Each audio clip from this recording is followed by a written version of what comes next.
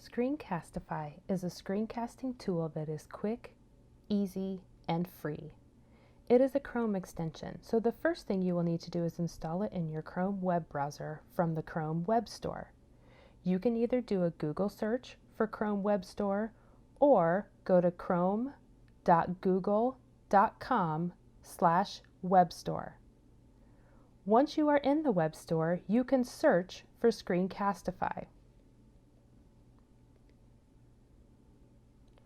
If you have not installed it already, you would see a blue Add to Chrome button here on the right, and you would simply click on it to install the extension. Once it's installed, it will be in the upper right corner of your Chrome browser window.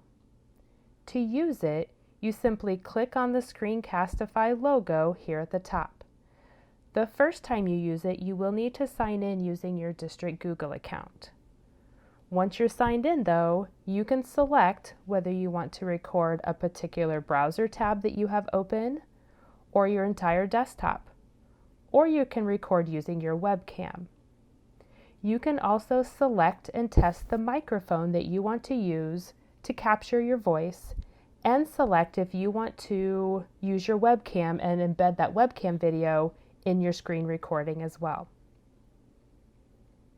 When you are ready, you simply click on the Record button. You will then select what window you want to record. By clicking on it, you'll want to make sure that you see that blue box around it so that you know it's selected, and then you click the Share button. It will count down, and then you are recording. You can see the red record light up on the extension, and you can see the screen sharing notification down at the bottom when you are recording. Once you are recording, you can demonstrate or talk through anything on your screen. One thing to note, with the free account, you do have a 5-minute limit per video recording. When you are finished, you can either click on the extension and then push the stop button, or you can click on the Stop Sharing button at the bottom. Screencastify will quickly process your video, and your recording will load on the video page.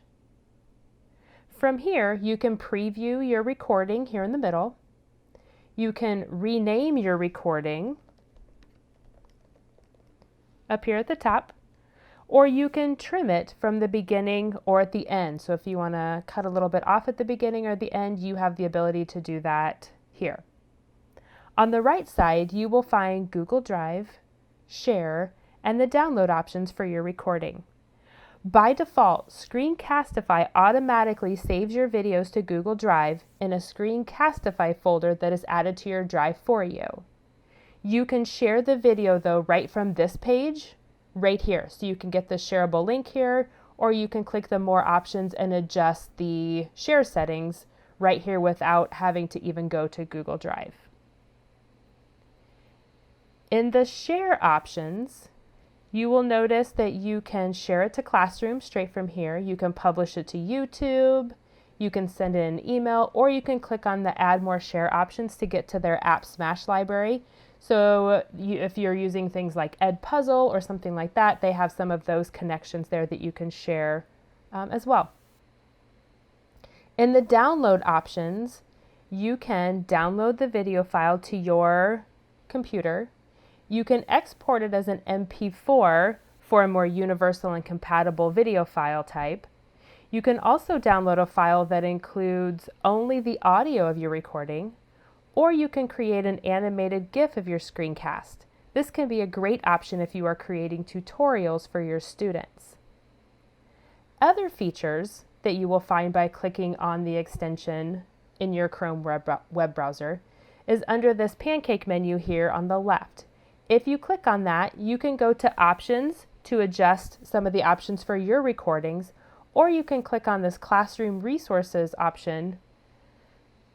This is a great spot for support to help you get started and go further, as well as many use cases and ideas to get you screencastifying like a pro.